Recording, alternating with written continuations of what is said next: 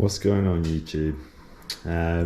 So doing some bike work on the Aprilia today, on the RSV, and yeah, effectively just going to do a oil service and filter change, just a quick one, and also going to be changing to some new front brake pads because there's currently some EBC HH pads in there at the minute. With some Motul 5.1, so not the best fluid, not the best pad, but they have been great, those pads, for just doing generic bike work, road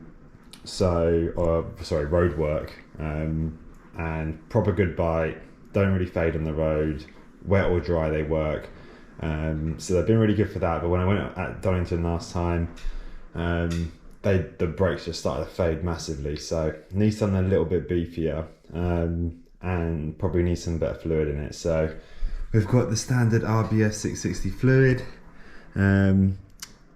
typical dry boiling point 325 degrees C, and typical wet 205. Basically kind of as good as it gets. You can get the 700, but people race on the 660, so don't think there's any need for that.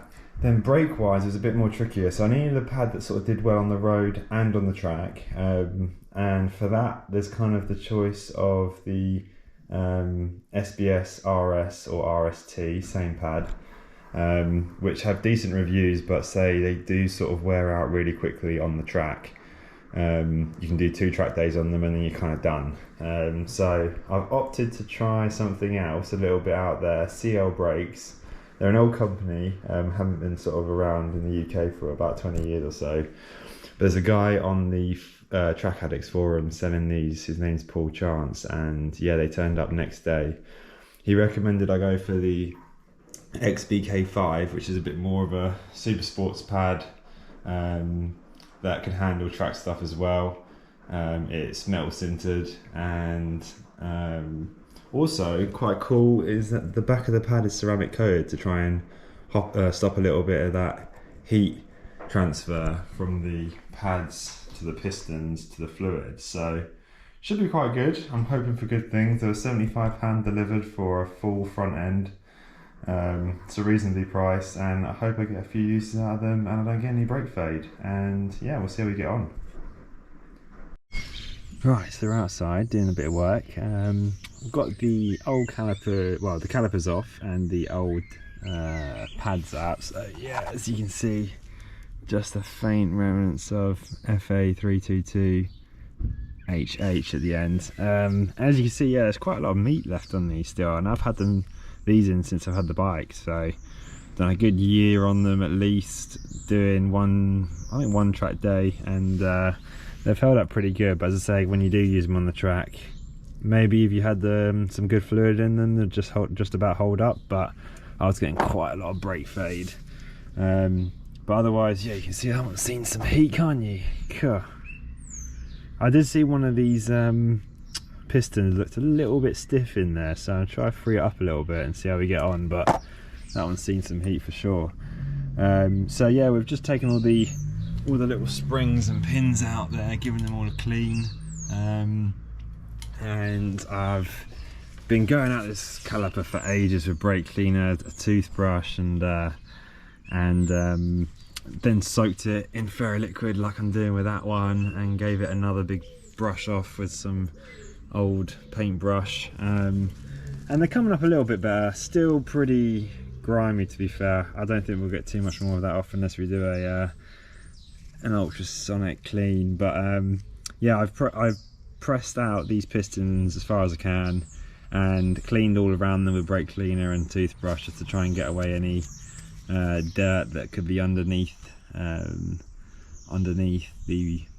sort of face of the piston, and yeah, then I'm going to push them back in for the new pads, grease up the back of the old pads, grease the pins, and that should be basically it, really. I'm going to clean the disc down with some brake cleaner and maybe some Scotch-Brite if I've got any, or just a microfiber cloth. So we'll brake clean those up, and yeah, the pad's ready to go in.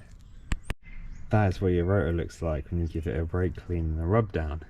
So yeah, job well done. Also a good time to measure your discs while you're here and check that they conform to your minimum thickness, 4 mil.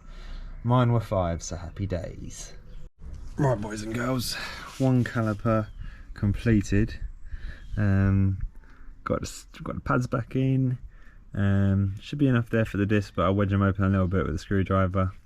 And we've copper slipped up the back of the pads, careful not to get any on the inside of the pad, and we've copper greased the pins slightly, just a little bit on the end and in the middle, and on the other end as well. So yeah, basically all of it apart from this bit. And yeah, springs are in, pins are in, good to reinstall. So one caliper done, one to go. It never hurts to put a little fine layer of blue Loctite on your caliper bolts. They'll tend to tell you to torque these up to kingdom come, but I feel if you get a 1/2 inch drive on these and just put a bit of blue Loctite, just do them up sort of roughly a good oomph, and then with the blue Loctite they'll be alright, and shouldn't come undone. If obviously you're doing anything serious on the track, you should have lock wire on these really, but for light track day use and road stuff, a bit of blue Loctite goes a long way.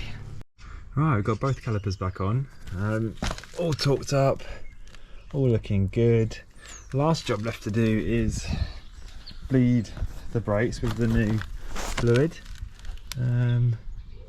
but yeah, otherwise all looking smart, all torqued up and everything clean.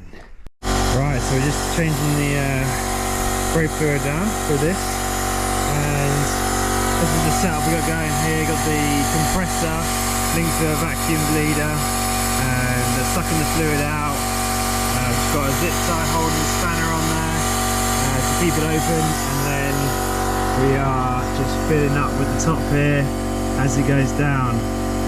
It's a bit noisy for a Sunday afternoon, but shouldn't take too long.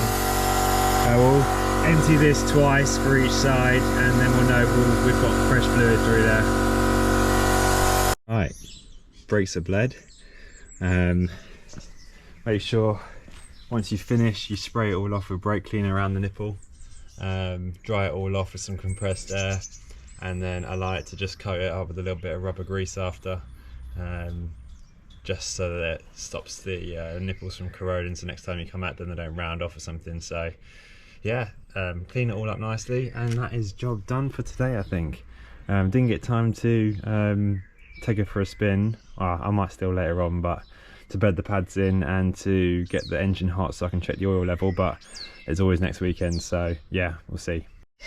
Right guys and girls, we've just heated her up, took her for a little spin, came back, topped her up with some engine oil, and then went out and gave it a little blast and bedded in the brakes. Did about 60 mile an hour to 20 mile an hour or 10 mile an hour brake pulls, and then tried to avoid coming to a complete stop after, so just kept it rolling. Did that about 10 times, and after the second or third one the brakes were really starting to come in again now. Feeling pretty good, feel very comparable to the EBCs from cold, like from on the road from cold. Obviously you can't tell if it's going to fade by doing what I just did, but yeah, otherwise they're feeling pretty good so far. I've just taken her in, oiled up the chain with some gear oil and just wiped her down after, removed the excess, and yeah, that's about it. Wheel bearing,